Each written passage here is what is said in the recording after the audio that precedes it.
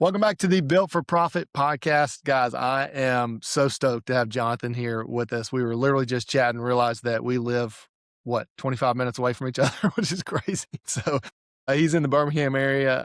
And honestly, I'm like fired up, super genuine guy. He's a father of 7 kids, which is just such a beautiful thing. Building a wedding venue. There's just so much to talk about in this podcast. So number one, Jonathan, thanks so much for being here. And then number two, I would love for you just to kick us off by just kind of telling your story. How did you get to where you're at? You moved from San Diego to Birmingham. Tell us a little bit about that and the business that you're building as well. So just give us a little story here. Yeah, you got it. Thanks so much, Austin. It's awesome to be on the Built for Profit show, and I'm excited to chat today.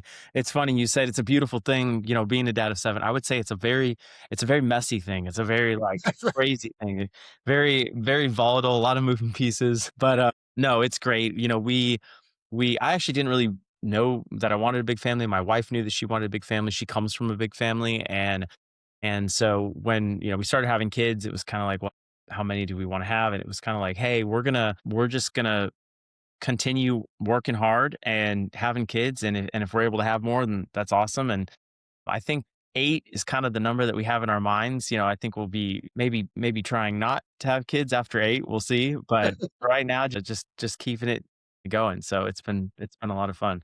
But yeah, you mentioned moving to the Birmingham area. That's been very fun. It's been a fun process over the last year now. We've been in this area for about a year, and we moved from San Diego. I'm originally born and raised in the Dallas-Fort Worth area in Texas. I moved out to California when I was 15, 16-ish, something around there. And and then spent about 16 years in San Diego, met my wife there, started having kids. And really for us, we started our business there as well, but we always wanted to move the business outside of California. Number of different reasons, tax reasons, business climate, things like that. Yeah. Of course, San Diego's gorgeous.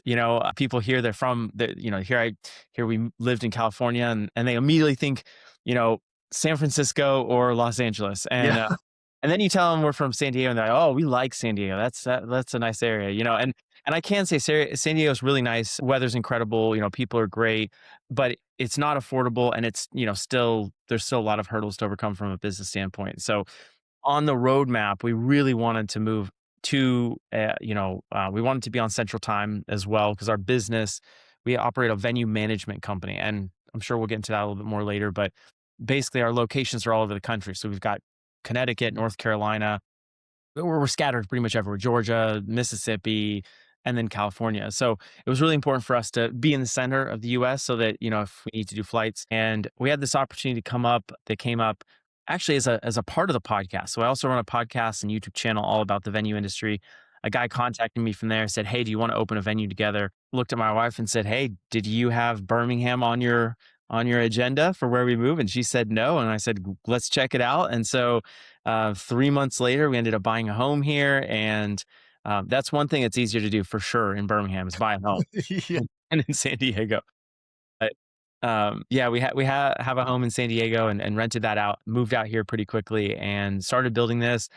There were some building delays and hiccups with my partner, and so that process has extended. But during the meantime, we've grown the business. We've picked up a couple more venues that we manage here in Alabama, which has Wow. been Okay. awesome, Yeah. and have a couple more as well. So it's been a fun journey. A lot of hunting, fishing, and kind of stuff like I grew up doing, because I grew up on a farm in Texas, Yeah. and so it's been fun to give the kids a little bit more of that experience as part of their childhood.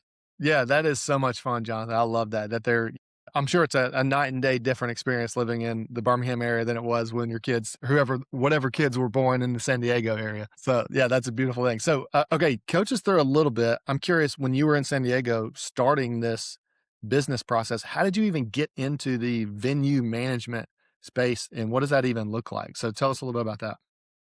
Yeah, so a lot of the business process that we've had so far in the business progress has been intentional, but I will say it's this intentional idea, like, hey, we'd like to do this because of leverage or the opportunity to scale a little bit bigger, and then basically just kind of blind naivete or stupidity that we are going to be good at it, because then we get in and we have to learn the hard way on everything. Yeah. But it's been great. It's been really neat. We started I was in college at the time, actually, and just realized that I needed to either find a job, make a job, figure something out to make money. And Yeah. so I was doing serving, bartending, and really what I had in my back pocket was hospitality. I loved serving people, taking care of people, a good Yeah. party. You get out of college and you kind of maybe have some of those experiences. For And sure. yeah, and so I was like, okay, how do I make money from this? And how does it not take my money? And so we got into doing event staffing for a catering company that my mom, it was like my mom's friend, she connected us. It was a really roundabout way, but it was like, hey, be here at this time, wear this, you're gonna get paid 20 bucks an hour and it's cash at the end of the shift. I was like, great, let's do it. And I guess I worked really hard. I had a great attitude. And they said, hey, do you want to come back? We've got another gig. And I said, sure. And I just kept saying yes. And then they asked for a couple more people and I brought my wife on. And then we basically enlisted all of my siblings. I have three younger sisters and then my Okay. wife's siblings. She's comes from a family of eight.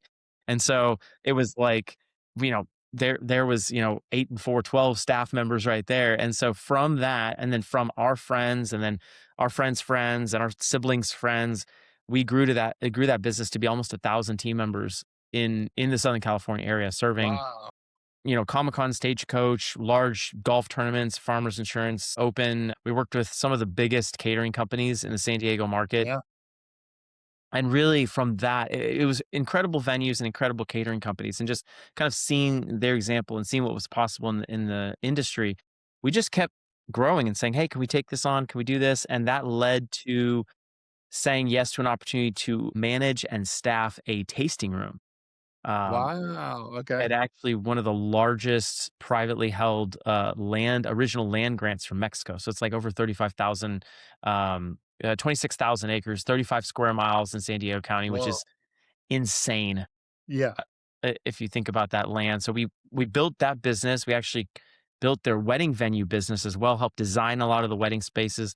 It's still a very successful wedding business to this day, but that was kind of where we got our toes wet and saying, Yeah. we don't wanna just do staffing. We also wanna get into venue management and actually being more involved in the operations, the marketing, the sales, and everything else. Yeah. So, yeah, Okay. I mean, I can go into way more detail, but that's really where it began, and then, COVID came, and we decided to really pivot. We were able to sell the staffing portion of the business and Okay. double down, into venue management, and it's been upward growth ever since then. Okay. So I want to talk about a couple things there. Going back to you just get recruited basically to come do this event and you go in with a good attitude, then you recruit your wife and that whole thing. Number one, I just want to say like you are a recruiter and a builder. If you brought that team up like you did, recruiting your whole family, recruiting your friends, I think that's such a cool thing. But I'm curious, when you got recruited to go do that thing, at what point did you be like, okay, should we start an LLC? Is this a business? Like, or did you operate underneath somebody else's entity, or did it eventually become your own? And then, as you move forward, but talk us through what that looked like in that phase. That phase was very messy as well, but it really was like putting one foot in front of the other. I think a lot of entrepreneurs complicate it, and I've even done this many different times. You think, oh, I need an LLC, I need a website, I need a social media presence. And we really didn't do that. And, we just said, hey, we're already doing the work. Hey, do you want to come? Do you want to work with Yeah. us in recruiting staff? There was no really recruitment process happening, but we did recruit. Yeah. Yeah. Like there wasn't a sales process happening, but we did get word of mouth referrals and we Yeah. had some sales conversations. So a lot of it we started doing the work before we formalized it. And that's very true in how our process was. And thank God for, the United States and being what it is, a Yeah. free country where we're able to do this because I Yeah. definitely think there were some things I think early on as entrepreneurs, you have to like be willing to go out there and do something and test it to see if For it's going to sure. work Yep. before you put all this effort and energy, especially for bootstrapping something, which is Yeah. how we did it. Yeah. There's so much wisdom behind what you just said, Jonathan, because I probably lean a little bit more towards like, man, I'm going to go create this thing that people are going to love without even testing the market first. And then you spend all this time and money building something out that you don't even know if anybody's going to pay for? And so to your point, I think that's the way every business owner should operate, to be like, I'm going to literally just bootstrap the heck out of this thing to try to get some kind of MVP out there, right? Minimal viable product. Just somebody say like, is somebody willing to pay money for this? And then if Yeah. they are, then we can figure out the whole like logistics and LLC and all the stuff on the back end to see if that works. So that's remarkable. Go ahead. I think if I knew the difficulty that it was going to be required, the difficulty level that was going to be required in the staffing business, I don't know if I would have done it. And that's kind of why I'm joking about, kind of being stupid and just blindly, walking forward and putting one foot in front of the other. And I often think that that's a blessing, because sometimes when you've got everything thought through and you have a perfect plan and all of that, then you end up getting hit with stuff that you didn't plan on. And we just kind of said, "Oh, you want us to do that? Sure." And we tried to say yes as much as possible, even stuff that was completely outside of our wheelhouse. But we had the freedom to do that because, we weren't answering to an ownership group. There's no one who invested in the business. So it's kind of like, do we want to? Can we? Sure. And then we kept doing it and kept walking forward. So yeah, I mean, if you're thinking of starting a business and you want to validate your idea, I would say try to do it for as cheap to free as possible. Austin, I'll tell you, we actually did staffing for them, for this catering company, for about 6 months for free. So Really? what I mean by that is they paid us for the shift, but Yeah. we did all of the scheduling of the employees. We found the employees. They weren't even employees at that point. They were contractors because we Yeah, didn't yeah, know yeah. employment law, so it's kind we this is what it was. It was like they were going to give us $20 an hour per person. And I turned right back around and I got that in my hand and I said, okay, you give the $20 to me and I'm going to give it to them. Yeah, yeah, yeah. And actually, as I'm thinking about it back, it wasn't $20, I think it was like $12 is where it Yeah, started. yeah, yeah. And shout out to these guys, there was a kind of a moment as we were doing this more and more and more.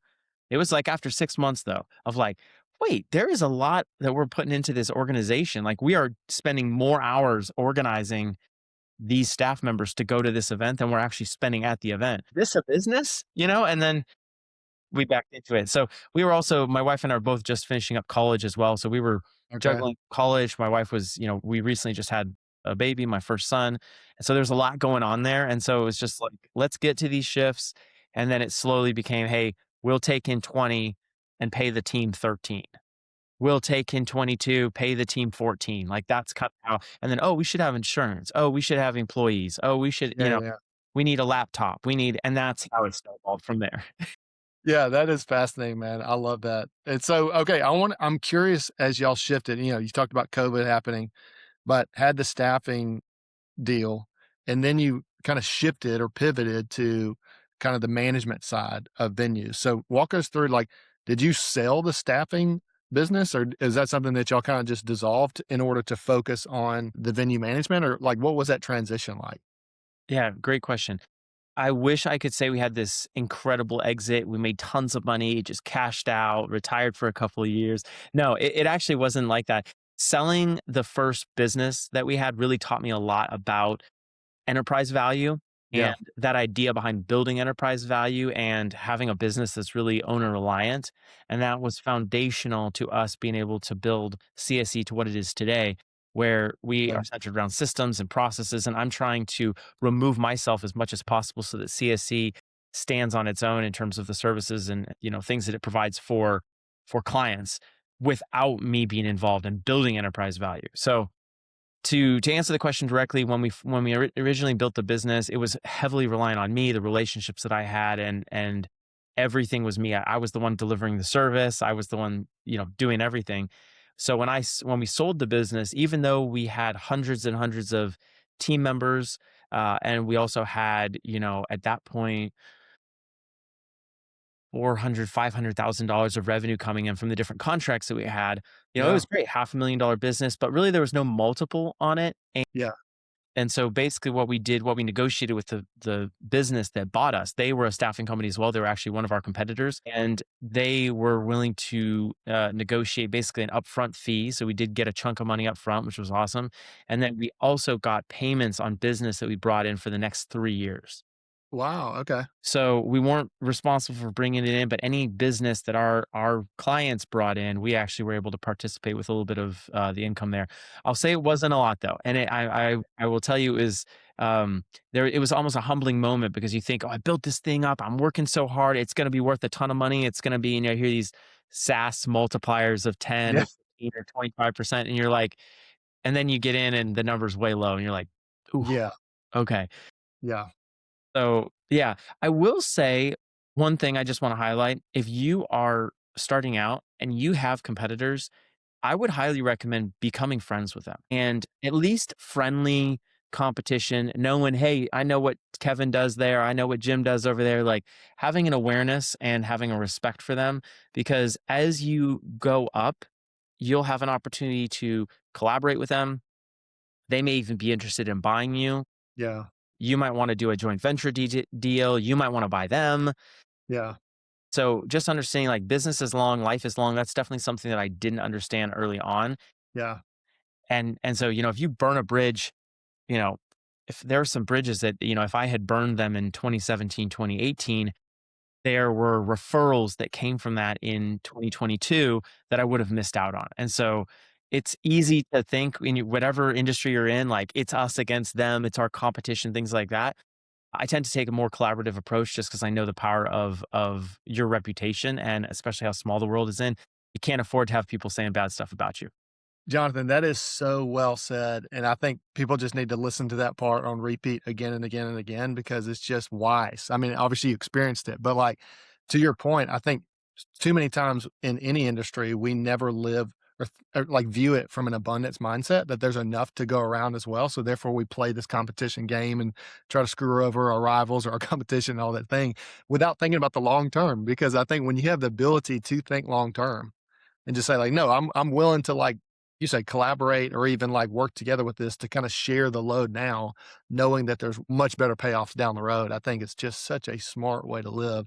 And I love that. You said it so well. So I think people need to go back and listen to that. And then one other thing I want to mention as well that you mentioned, and goes back to a lot of conversations that I have with business owners, is the enterprise value of what you're building. I've heard it said time and time again, like a business that you could sell tomorrow, regardless if you ever sell it, is a better business to run So true. because you have to build the systems in place. It has to operate. That's not just a one for one value of your time for that thing machine to move forward, right? So like you have to have all these things in place that creates the enterprise value. And therefore you doing it, regardless if you ever sell it, it's still so much of a better machine to operate day in and day out to move forward. And so I always talk about business owners from a standpoint of like two different ways of doing business. You have the enterprise where you're really investing in something that has a potential like high sticker price one day when you sell that thing, or it's a cash flow play that may not be able to get as high of a enterprise value one day, but you can still reap the benefits because it's a high margin, high cash flow play, right? And so I think that any way to blend both of those two things together is the ultimate win in business, right? Because you cash flow along the way as you build, and then you have a high sticker price along the way once you sell. But I just think there's, like you said, that's so smart to just think honestly with the end in mind to say like, how do I build today? And this is why I would love to talk into your transition of what you're building now, learning that experience from the staffing agency. Now, what you're building now, I'm curious, like, okay, how did that start day one when you got into the venue management? And what have you done differently to try to create the enterprise value along the way? Yeah, that's interesting. For with enterprise value, a lot of times folks talk about it in just like, oh, enterprise value. It's the value of the business. Less your debts, less your Yeah, and yeah. it's all your resources and it's all that.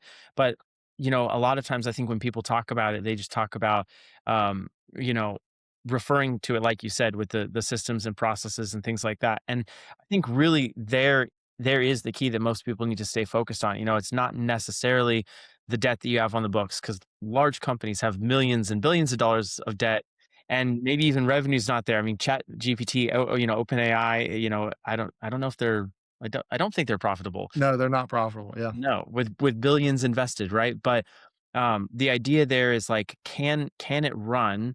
Can your business run without you showing up and working every single day? And do you have assets and things? Maybe it's trucks, maybe it's real estate, maybe it's and so for our business specifically, and I promise this ties back around to kind of Yeah, a no, this is yeah, good. for our business specifically, it's an asset light model. So we don't really have assets. We have at this point almost 100 W-2 employees. They're mixed across 12 different states now. Wow. And then we're in six different states in terms of the venues that we manage. And so we're just labor essentially. And then we're systems. We've got some IP around what we do on the venue management side. And certainly there's expertise there, but we want to shift over and start thinking more about how are we building the asset portion as well. And so the next phase for us really is starting to own venues or be partnered with venues, invest in venues that we also are managing so that we not only have the appreciation of the land and some of the real estate, value there that will grow, but then also we have the value of the venue business that we're helping build. Okay. So that's Okay. that really for us is like the next where we're taking this and shifting a little bit and diversifying what we do in terms of just being extremely asset light to now having assets in separate side of the company that's focused more on venue acquisition. Yeah, for sure. And I love that play because it just works in the synergy of what you're already building, right? So, like the fact that you can invest in the asset side, I love that so much. Can you go back and just kind of describe? Obviously, you said 12 states, 100 W 2 employees. So, walk us through just so I'm understanding exactly what you're doing. Are each of those employees all managing their own venues all kind of throughout these 12 different states? Or are they also staffing people to say like, "Hey, we gotta go find the $12 an hour people that we could pay the cash for at the end of the venue?" Like, what are the roles and responsibilities of those people that are, like, spread out over these 12 states? Yeah, that's a great question, and it's something that I'm really proud of. We started very scrappy, very just like you said, 12 bucks, 20, like, cash. I remember even we had a Toyota Corolla. We would drive at the end of the shift to the ATM. We'd get the cash out of the bank, and then I'd say, "Okay, some for you." Yeah, I love it. So the short story is that we don't do that anymore. Yeah. We've switched payroll companies. We probably switched payroll companies 9 or 10 different times because we wanted to find one that worked with scaling nationally the way that we wanted to. Yeah. And there were some key things that we were looking for from a payroll company and from a systems company. So with every iteration of the business, we've had to bring on more processes, more systems, and more technology to help support that growth. Yeah. So our current structure is we go into a market and we have an operations manager who's assigned to that market. Okay. So it's myself, the operations manager, and then we have a national support team. There's about Okay. 15 of us who provide the resources and kind of the national portfolio structure for all of the venues. Cool. Wedding venues and just event venues in general are so local specific. Like they're local businesses. If you're in California, you're not necessarily getting married at our Connecticut venue, right? Unless you're doing a destination event, which absolutely happens. But for the most part, these businesses are pulling from the audience or the demographic that's within a 2 hour radius. Yeah. And so we want to make sure that the team members that we're fielding on the site are understand the area. They love the area. They're in the community. And so we hire people who are, 10 to 15 miles, 20 miles around that venue. So Yeah. everyone who's on site at the venues are all local. They're all W-2 employees. There's insurance. It's much more complicated than it was. And then Yeah, for sure. we work with a couple of contractors at different properties doing things. We're really careful to make sure that we stay compliant with labor law, but that's kind of the hierarchy. So we have that national management structure that manages a sales manager and a venue manager at each property. And then those team members have setup and support team members under them that set up tables and chairs and do all that. And again, it also depends on the property. We manage anything from a venue that's, a couple thousand acres to something that's, just like an acre or two. Yeah. So it depends on the property, how many staff members that are going to be there, but that's generally the structure and how we have it set up. Yeah, I mean, are you even having to, employ the lawn care? I mean, like I'm just thinking like a property that's got multiple, like 10-acre something wedding venue. Are you having to have, okay, here's our lawn guy, here's our like person that's doing like the hardscapes, like on top of just like the tables and chairs and setups and the bartenders and all the things that it goes into that. Are you having to like literally fill that whole entire team, or y'all contracting a lot of that stuff out just to kind of play the game for that venue? Yeah, it's really a mixed bag. I offhand, I can't give you like an average, but I will say sometimes the ownership of the property already has a maintenance team in place. Okay. Sometimes we have to manage that maintenance team. Sometimes we go hire them. So it's a super mixed bag. We don't have like a national landscaping team by any Yeah, means. yeah, yeah. And also, I will say the needs are different and unique to every property because the facility that we have in Connecticut is very different from the one in North Carolina, Yeah, very exactly. different from the ones in Alabama, and of course, very, very different than the ones in California. So the on-site, specific needs when it comes to landscaping, property maintenance, those are very specific to the property. The rest of it, all of the event planning, the vendor coordination, the staffing, the shifts on site, opening, closing, coordinating with the wedding planner, florals, DJ, all of that stuff is all happening in house. Wow, okay. Man, that is yeah, there's a lot of stuff going on behind I mean, to make a whole event happen. So I'm curious, like, when y'all how does your pricing work? Is it just like a in my mind, I'm thinking like even a property manager that makes a certain percent of the total amount of the event, or, like, kinda walk us through what that looks like. There's a flat rate, like, how does that work? Yeah, so our model is really straightforward when we work with venue owners. It's basically cost plus. Okay. And the reason that we're able to do that and bring on clients with that model is because we have tremendous experience. And so there's a trust factor. You know, the owner has to know that if we're going to be in charge of their property, that they can count on the 8 years of experience, the 6,000 plus weddings we have at this point, the eight Yeah, years of revenue that we've generated for our clients. They can count on that. And they can count on that expertise at their venue because they end up turning over operations to us, but they're still paying for the operational costs, the labor on site. They're only paying for labor on site. And then we have almost $1 million of overhead when it comes to salaries and yeah, marketing and lead management. And I mean, it's an incredibly robust system that we use to help support the venues. yeah, So they buy into that basically at a pretty low monthly management fee. So those are the two components. There's a monthly management fee, and then there's a percentage of revenue that we're driving. That percentage is pretty low, and it's performance based. So yeah, yeah, we're on cool. the hook to perform there, and then the management fee is fairly low as well. It's certainly lower than you could hire one employee for Yeah, yeah, yeah. in any state. And under Yeah, that what a suite, you're great plan. getting HR, lead management, marketing, advertising. Like we should probably raise our prices.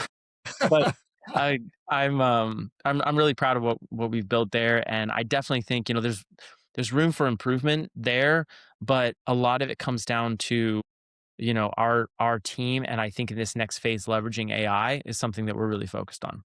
Okay, great segue, man. Because that's what I was gonna ask next is, like, as you're planning to, buy more real estate and different things as you grow and what your five-year targets look like, how are you thinking about leveraging AI to, like, help the company out? Yeah, AI is it's been interesting because our industry is so hospitality Yeah, focused and we're in the people business yeah, and we really strongly like we have an impact commitment for this year where we are, you know, pushing tens of thousands of dollars towards our employee enrichment and having an impact goal internally because we want to develop our team and feel like if we have a really strong team, a team of empowered individuals both on the national level and at the venue level that yeah, we're going to win long term. yeah, So we're working on that, but AI for us is an augment tool. You know, AI doesn't replace anyone, and I don't think it will be able to for a very long time, but for sure. it will it will enable us to do more, Yeah, meaning, you know, where maybe an operations manager that we have would only be able to manage 5 venues before, hopefully with the help of some AI systems, you know, we'll be able to stretch that to 7, 8 venues. yeah, yeah, So really leveraging AI in that way. And then also we have a huge push right now towards getting any sort of manual data entry or any sort of routine processes automated so that instead of a team member having to go in and look at a spreadsheet and say, okay, boom, copy a form over or a field, that we're using an AI tool to just pull that data over automatically. And then the systems administrator is just looking to make sure the data transferred instead of being responsible to actually do the manual copy and paste. yeah.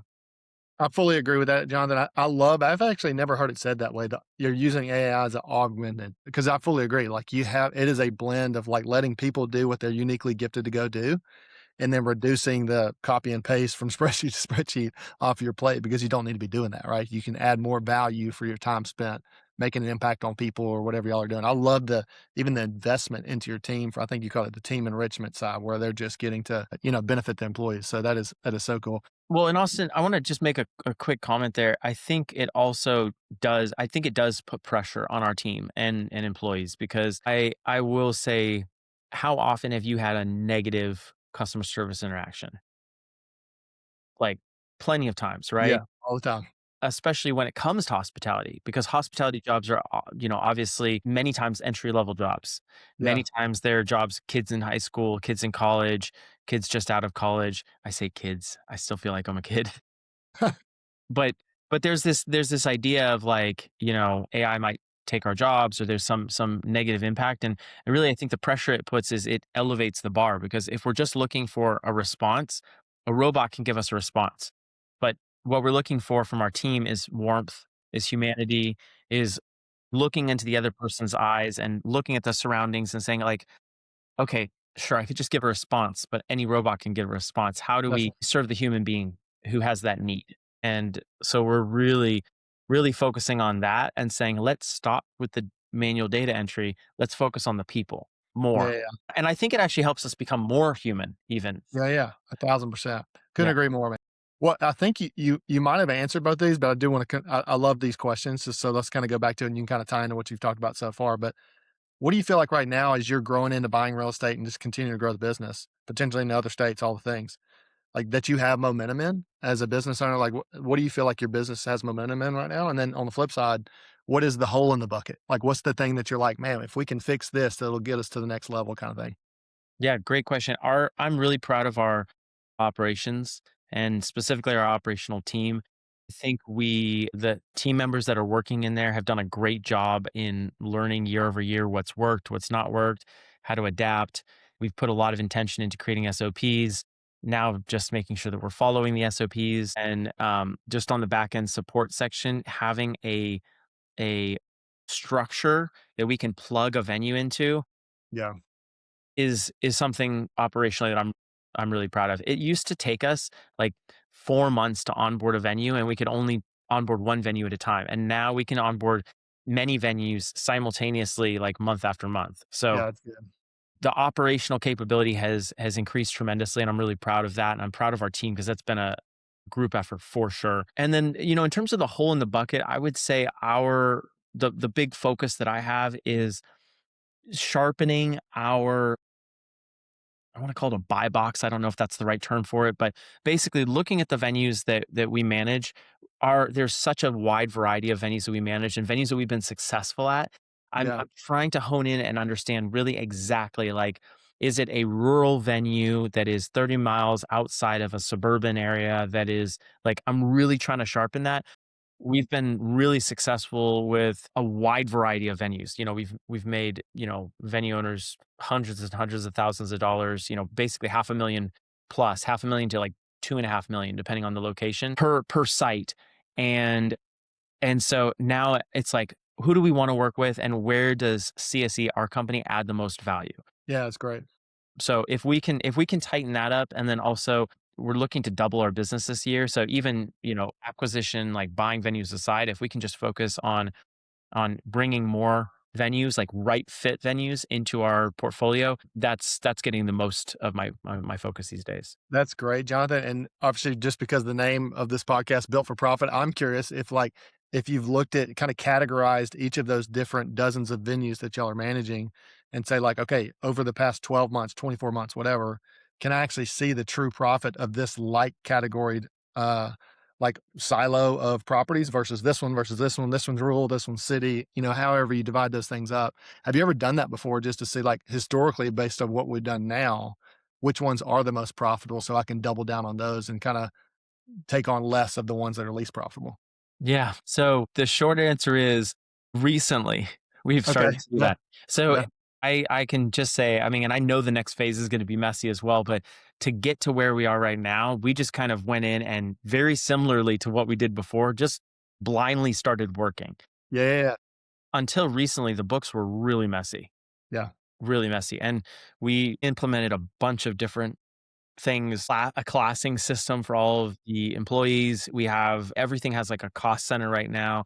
We're using QuickBooks. We've basically have everything so that each venue is operating more like an individual site with its own P&L. And then we have the company P&L, but we're looking at it like portfolio and then venue, venue, venue, venue. Yeah. And so basically in the last 12 months, we've worked on that quite a bit, and we have a much clearer idea now than we ever have before about profitability. But Austin, if I could go back like 2, 3 years, that's something that I would start to focus on earlier because we would have grown quicker and had less hiccups and scraped our knee less because we would have seen, hey, this is not the venue that we want to go with, and we had to basically bump into the wall 5 or 6 times before in learning these lessons where I think we actually could have avoided that if we would have looked at some of that profitability stuff earlier. Yeah, that's great. That's great, John. So what got you over the hump to get the clarity? Did you hire somebody to come in to do that, or did y'all just work internally on the team to create the classes and start tracking things differently, or what got you there? Yeah, just like frustration, man. I wish there Yeah. was like a beautiful thing. I mean, it was like very difficult to figure out, were we making money? Like the numbers on the books were fantastic. Year over year growth. I mean, one year we grew like 300%, Wow. and the entire year we struggled with cash flow. Yeah. And then it was like, well, man, maybe we're taking too much money out of the business as the owner. But I didn't even know, because some Yeah. days I wouldn't put myself on payroll.